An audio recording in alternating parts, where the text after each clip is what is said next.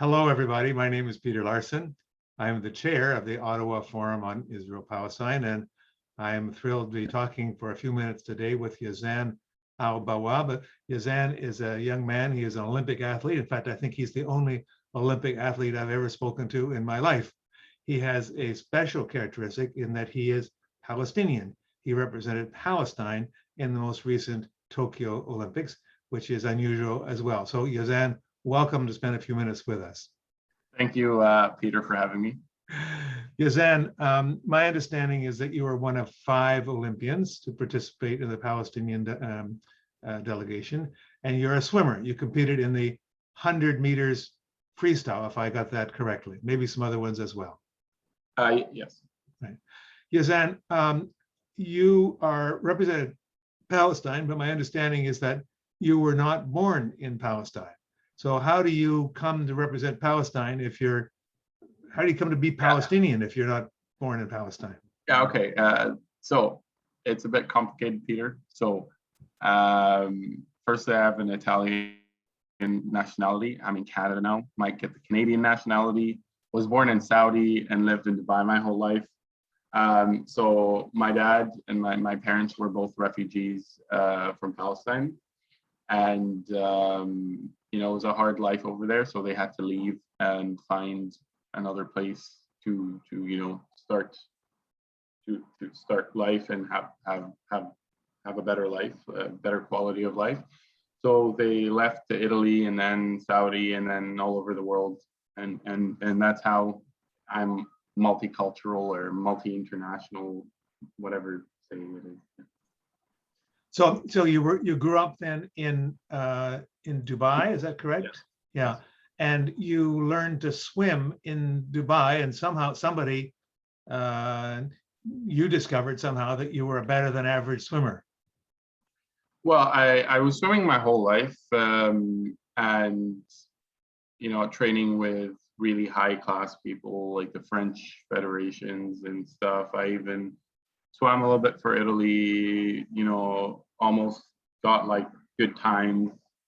And so then, yeah, after when I was older, I saw that I could participate for Palestine through my uncle who was there. He knows a bunch of people in the Palestinian Federation. So through them, I got to swim and broke a lot of national records. We got a lot, like 7 or something, 11 or something, and that's how I came to be a swimmer.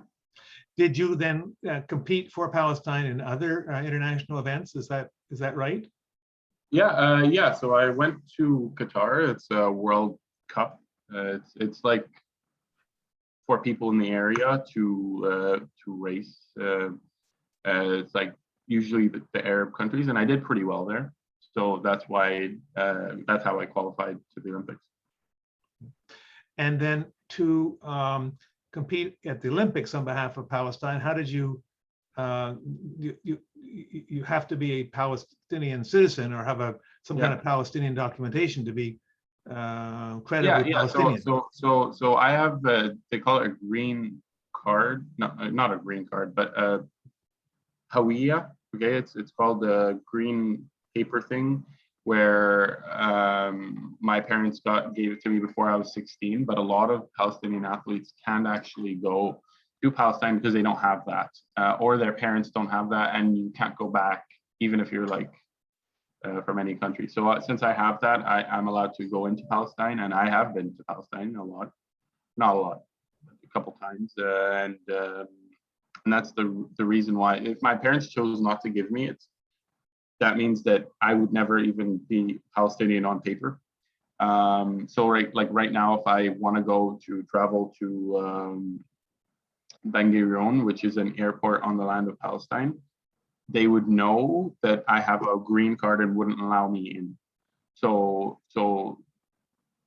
And I mean, I guess people here know I'm probably Palestinian. I'm not too sure about that, but yeah, but having a green card probably isn't like, well, probably is a very important thing for a Palestinian. You don't have it, you can't get in. Okay. So then you get some kind of funding or some kind of support and you make the Palestinian delegation, and you go to Tokyo. And what happens there? Yeah, so after swimming, well, Corona happened, so it was very difficult to train. Obviously, pools were closed and all that stuff.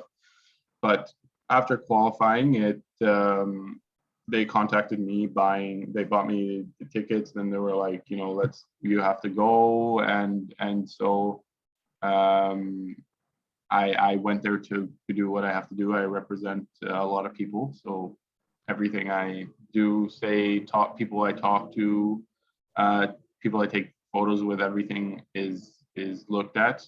Like I represent a lot of people, so I have to watch what I do. So people are scrutinizing who you talk to, who you get photos taken with, and so on and so forth. Because because there's been a lot of incidents in the past where someone takes a photo with someone they're not supposed to take a photo with, and logically it makes sense, because then you're saying that something is, you take a photo with someone, it's fine, but the idea is behind it. What does the photo mean? Like if you're smiling next to someone you're not supposed to be with, you're symbolizing something, like peace or something, with someone where it's really not that. So let me say something that you're not saying, but if someone shows a picture of you standing beside an Israeli athlete, that photo could be used to say Yazan has joined the Israeli delegation or whatever. Or something like that. I mean, personally, myself, I wouldn't do it because that, but some people have just done it because they were like, oh, it's all right.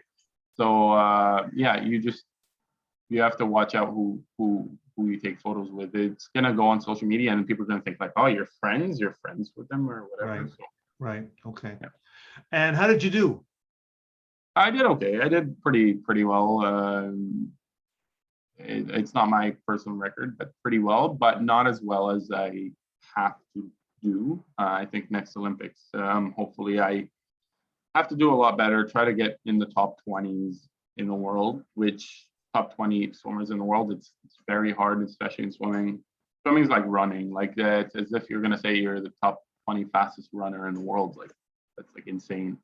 So swimming isn't different to other sports. It's in the thing, but it's a lot harder to get a medal. It's a lot harder to rank, and it's not weight categories. It's everybody, and everybody who lives, you race. Right. You got ambitions for Paris for 2024? Yeah. So I have World Champs coming up in December. It's in the middle of my exams, but I'm gonna have to figure that out. And I have school, as you know, I'm doing engineering, and it's my last year, so it's gonna be a little bit of a complicated time with trying to focus on training and trying to focus on swimming, because it's for being a Palestinian swimmer, I don't, you would imagine I don't get as much funding as the American swimmers or the Canadian swimmers. Sure. So I can't really decide to be a swimmer. It's not really an option for me. It's I have to be an engineer, then I'm a swimmer. So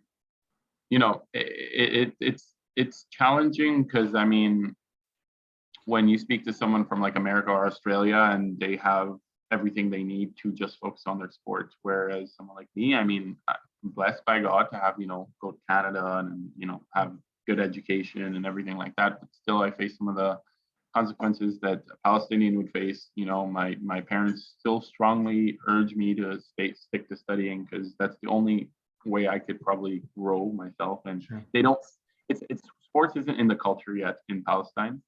It's not, it doesn't come first or anything. Like it's just, you do sports, it's good, like it's for your health, but it's not. Right. Well, Yazan, it seems to have done wonders for your health. You seem to be a healthy young man, and you seem to be well into your career studying engineering. So good luck to you. And thank you so much for spending a few minutes. Thank you so much, Peter. Have a great day. Okay. Thanks.